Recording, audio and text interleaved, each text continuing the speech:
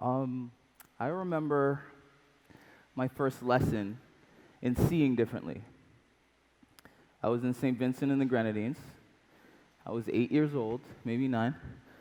My mom brought me a sketchbook. I'm like, oh, a sketchbook, I can't believe it. I can't wait till Dad gets home so I could draw in the sketchbook. It'd be so good. And my mom watched me, she'd say, what, you think I can't draw? And then she proceeds to draw this, right? So I'm like, what are you drawing, Mom? We did rectangles in high school. What's going on?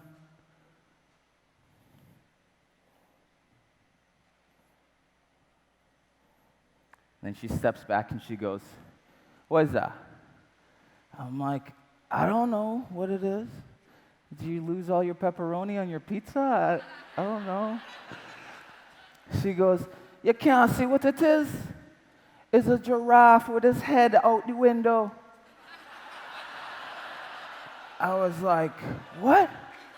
And then she slams the sketchbook and she goes, art is all in how you look at it. So I was like, wow, a giraffe, Mom? Amazing. I thought I knew what it was, but I had to open my mind to see what it could become. So blew my mind. I was like, so I still use this. 30 years later, I'm an artist in Toronto. I paint graffiti. Some of my contemporaries are on the walls here at this establishment.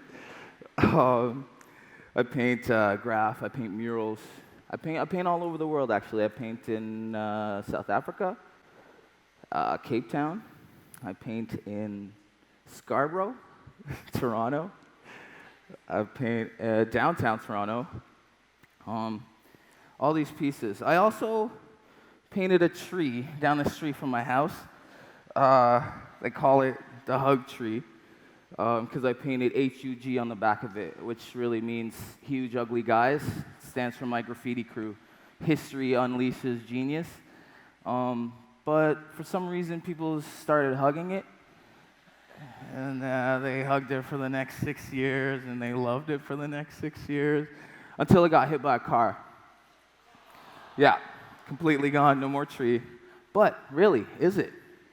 I was in a group show at the Royal Ontario Museum, and they asked me to do something. So I was like, you know what? I should take the tree and put it in the museum.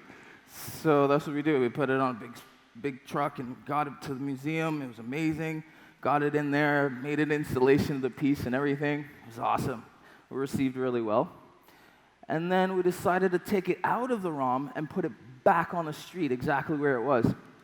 So people can continue to hug it and love it.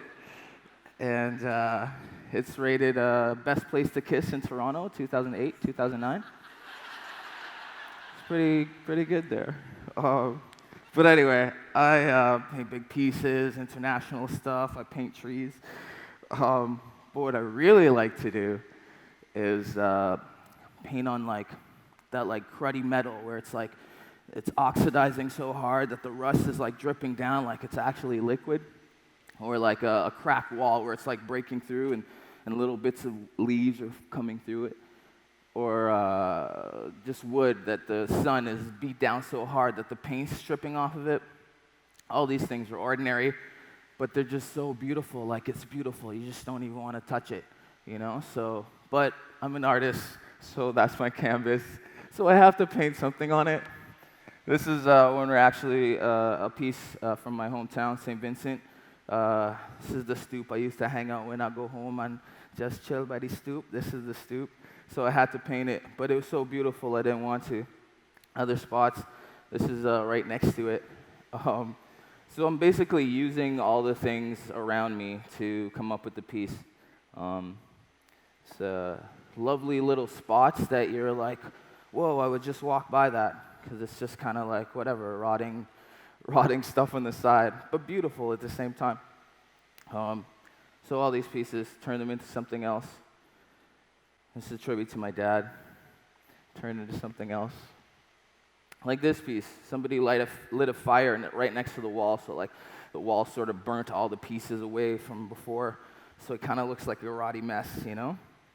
You think you know what it is, but you have to open your mind to see what it becomes. It's a portrait of me and my girlfriend. It's great. So yeah, all this kind of stuff. Actually, I want to do an experiment with everyone. I took a couple pieces inside the AGO, Art Gallery, Ontario, just croppings, little bits of paintings. And then I came outside and I took shots of stuff outside the AGO that I deemed art. Can you guys tell me which one is from the AGO? Yes, you, sir. Maybe you. Yes. No, it's not number 2. Actually, it's number 3. It's a Franz Klein piece. Really love it. It's amazing. But it's just to show you that you don't have to pay $25 to go into the Art Gallery AGO. And so you have all these other pieces. Free 99. Perfect. So it's like finding art in ordinary places. So this leads us to our other thing. I built a hashtag with Jelani Morgan, Ezra Waddell. They're my homies. And we built this hashtag called Don't Know It's Art. If you guys have your phones out right now, you can check Don't Know It's Art. That's our hashtag. It's just a collection of weird little bits that we find on the street, weird little things that we deem as art, that we see as beautiful. They're just ordinary stuff that you walk by every day. You wouldn't think this actually could be art. That's what we do. We collect a whole bunch of pieces. Like this, for example. You guys know your hotspots, rules of thirds. This is it actually happening in real life. No artists, it just happens. It's kind of cool that how the piece is now, that a photographer took a photo of it. This is Ezra's piece. He took a photo of it, so he is the last artist to touch this work, basically.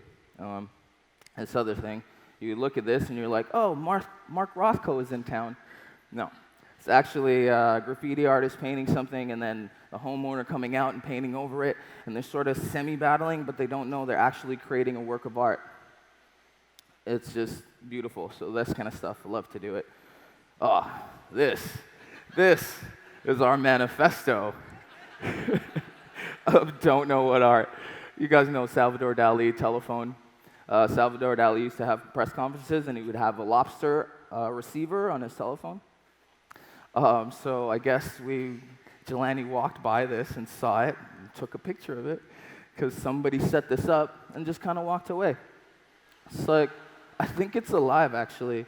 It's crazy. Anyway, so yeah, that's our manifesto of like art, and no one knows that it's art, and they just walk by it. It's kind of crazy. Oh, this is my favorite. This is my little cheesecake. This piece is at Balmy Boys. If you guys know Toronto, there's a really good restaurant called Balmy Boys. This is right behind where you pay. It's a little crack in the wall. It's no more bigger than a quarter.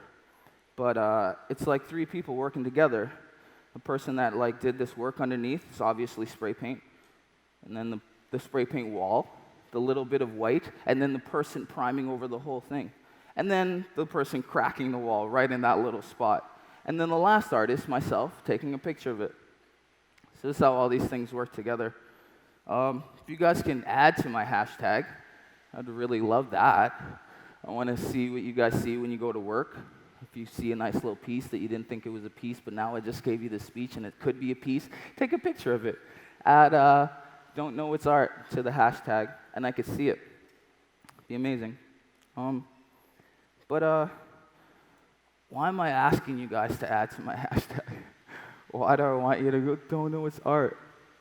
Because I want you guys leaving here and seeing differently.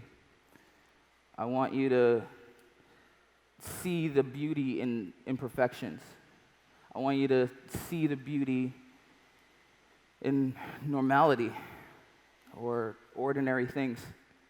If we could do this, it levels the platform, it levels the playing ground, right?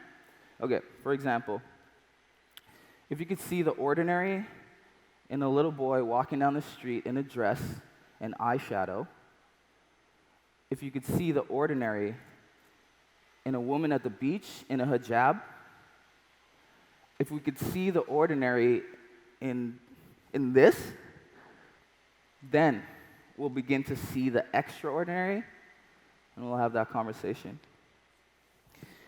Art is all in how you look at it. You may think you know what you're looking at, but you have to open up your mind to see what we can become. All right, thank you.